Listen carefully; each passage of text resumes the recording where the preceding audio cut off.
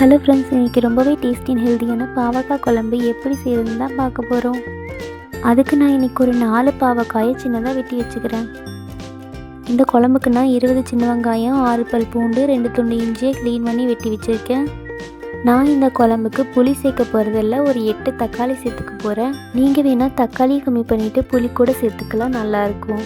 இப்போ இந்த சின்ன வெங்காயம், இஞ்சி பூண்டெல்லாம் நல்லா வதங்கறதுக்கு 2 ஸ்பூன் எண்ணெய் விட்டு 1 டீஸ்பூன் சீரகம் சேர்த்து இந்த வெங்காயம், இஞ்சி பூண்டெல்லாம் சேர்த்துக்கிட்டு அப்புறம் 1 கொத்து கருவேப்பிலையும் சேர்த்து நல்லா வதக்கி விட்டுக்கிறேன். வெங்காயம் நல்லா வதங்கி வந்ததும் இதுக்கு தேவையான மசாலா சேர்த்துக்கலாம். இதுக்கு நான் 7 டீஸ்பூன் மல்லித்தூள் சேர்த்துக்கிறேன். இன்றைக்கி நான் கொஞ்சம் குழம்பு ஜாஸ்தியாக வைக்க போகிறதுனால நான் 7 டீஸ்பூன் மல்லித்தூள் சேர்த்துக்கிட்டேன்.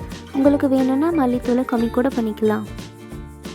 அப்புறம் ஒரு 2 டீஸ்பூன் மஞ்சத்தூள், காரத்துக்கு ஏற்ற மாதிரி மிளகாத்தூள் சேர்த்துக்கோங்க.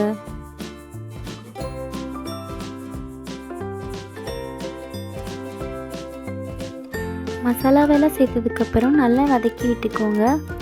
வதக்கி விட்டு நல்லா ஆற வச்சுக்கோங்க. இப்போ இந்த குழம்புக்கு தேவையான 8 தக்காளியை ஒரு 2 டீஸ்பூன் எண்ணெய் விட்டு நல்லா வதக்கிக்கிறேன். தக்காளி இந்தளவு நல்லா வதங்கி வந்ததும் இப்போ இதை ஆற வச்சுக்கலாம். இப்போ ஒரு கடாயில் கொஞ்சமாக எண்ணெய் சேர்த்து 1/2 டீஸ்பூன் கடுகு, 2 வரமிளகா, அப்புறம் வெட்டி வச்சுருக்க இந்த பாவக்காயும் சேர்த்து நல்லா வதக்கிக்கலாம். எங்கள் வீட்டில் கொஞ்சம் சுண்டைக்காயும் காய்ச்சிருந்ததுனால அதையும் இது கூட நான் சேர்த்துருக்கேன். இப்போ நம்ம ஆற வச்சுருக்க வெங்காயம், தக்காளியெல்லாம் ஒரு ஜாரில் மாற்றிட்டு நல்லா அரைச்சி எடுத்துக்கலாம். நல்லா ஃபைன் பேஸ்ட்டாக அரைச்சிக்கோங்க. பாவக்காய் இப்போ நல்லா வெந்து வந்துடுச்சு. இப்போ இதில் நம்ம அரைச்சி வச்சுருக்க மசாலாவை சேர்த்துக்கலாம். இப்போ இந்த குழம்புக்கு தேவையான தண்ணி சேர்த்துக்கோங்க.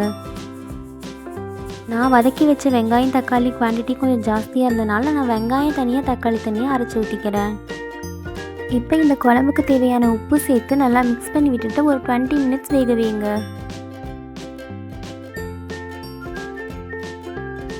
அவ்வளோதான், இப்போ ரொம்பவே டேஸ்டியான பாவக்காய் குழம்பு ரெடி ஆயிடுச்சு. நம்ம பாவக்காயை நல்லா எண்ணெயில் வதக்கி சேர்த்துக்கிட்டனால கண்டிப்பாக இந்த குழம்பு கசப்பாக இருக்காது. அப்படியும் கசப்பாக இருக்குன்னு ஃபீல் பண்ணுறவங்க கொஞ்சமாக சர்க்கரை சேர்த்துக்கலாம்.